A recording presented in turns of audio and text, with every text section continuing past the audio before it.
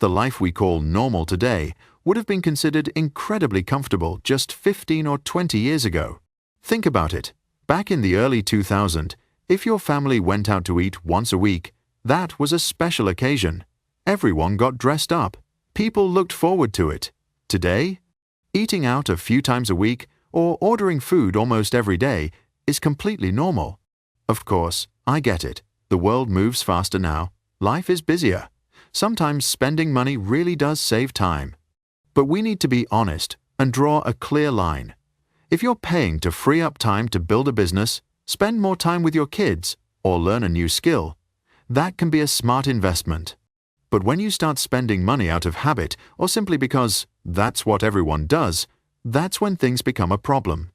And this is the core idea of today's video. A huge number of things we spend money on today simply aren't worth it anymore. The value proposition doesn't make sense anymore. What you get back just isn't worth the price. But because everyone around us is doing the same thing, we accept it as normal. Until one day we look back and realize we've drifted way off course. So, let's break down the most common traps. First, let's talk about food.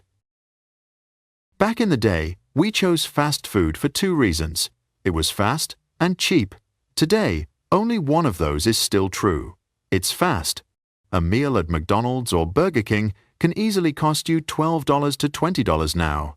And think about what you're actually getting for that price. You're eating in your car or at a sticky table. The food comes wrapped in paper. The quality, well, we all know what it is.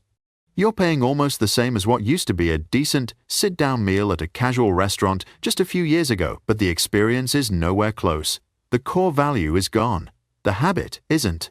At this point, you're no longer paying for a cheap meal. You're paying purely for convenience. But the real money drain is sit-down restaurants. A normal dinner for two, not fancy, not upscale, just a casual neighborhood spot, can easily run $60 to $80. Add tax and tip, and suddenly you're looking at a $100 bill. Let me be clear, there's nothing wrong with eating out. It's enjoyable. The problem is frequency. When eating out happens multiple times a week, it stops being a series of small $20 or $30 expenses. It quietly adds up to hundreds, sometimes thousands of dollars every single month. And for a lot of people who feel stuck, who wonder why they can't save or invest no matter how hard they try, this is one of the biggest financial leaks there is. Next up, new cars. Buying a new car isn't wrong. Plenty of people do it, and they're doing just fine. The real question is, can you actually afford it right now? When most people shop for a car, they focus on two things: the sticker price and the monthly payment. But that's only the tip of the iceberg. What they don't fully account for is the true cost of ownership. The payment is just the beginning. On top of that comes higher insurance, more expensive maintenance at the dealership, fuel costs, and a long list of extra expenses that were never part of their budget before. And that's still not the worst part. The worst part is this. The moment you drive that brand new car off the lot, it instantly loses around 20% of its value. Just like that. And it keeps losing value year after year. Now add financing into the picture, because that's how most people buy cars.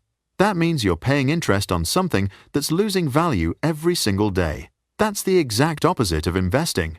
When you invest, your money works for you and grows. When you finance a new car, you're paying someone else for the privilege of owning something that's shrinking in value. I totally understand. We want a new car because of the feeling of owning something new and the sense that our hard work is finally paying off. But is that feeling really worth tens of thousands of dollars?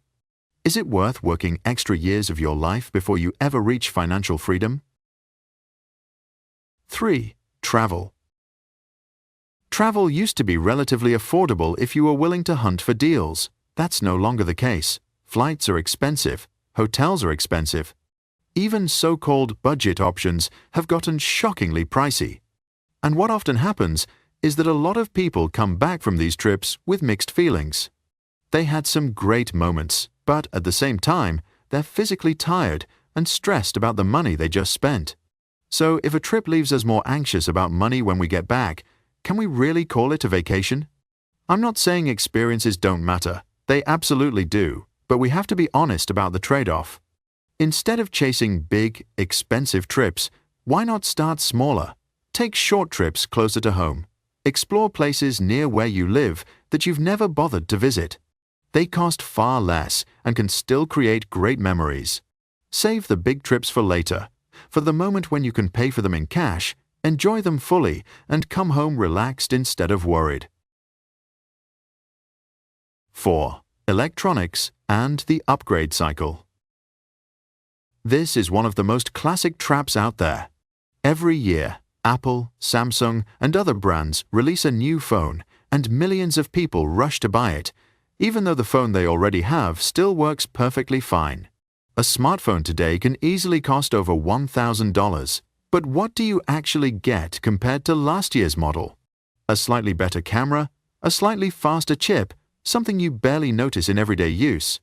Because, let's be honest, for 99% of people, a phone is still just used for scrolling social media, texting, watching videos, and taking pictures of food. This might be one of the most wasteful ways people spend money, and yet it's incredibly common. We're constantly convinced that we need the newest, fastest, best version, even though we rarely use the features that supposedly justify the upgrade. And it gets worse. Modern devices are often built with planned obsolescence. Companies intentionally slow older models through software updates, limit repairs, or design products that are difficult to fix, or to push you back into the upgrade cycle sooner than necessary. And finally, the core reason behind almost all financial leaks. Everything we've talked about so far really comes down to one thing: spending money to look rich. We live in a world where the outside is visible, but the inside story isn't. So sometimes we choose a car not because of how well it performs, but because of how it makes us feel when other people see it. We don't buy a bag because it lasts longer. We buy it because of the brand name. These purchases are often just a way of telling ourselves and the world, I'm doing fine. And this isn't unusual at all. So this is the takeaway I want you to remember. In life, you usually get to choose one. You can choose to look rich, or you can choose to be rich. For most people, doing both at the same time is almost impossible. You can't spend like a millionaire and build wealth like a millionaire at the same time. So you have to choose short-term validation from other people's admiration or long-term freedom and financial security. The choice is yours. Choose wisely. And if you found this video helpful, hit the like button and subscribe so you don't miss future videos. Thanks for watching. I'll see you in the next one.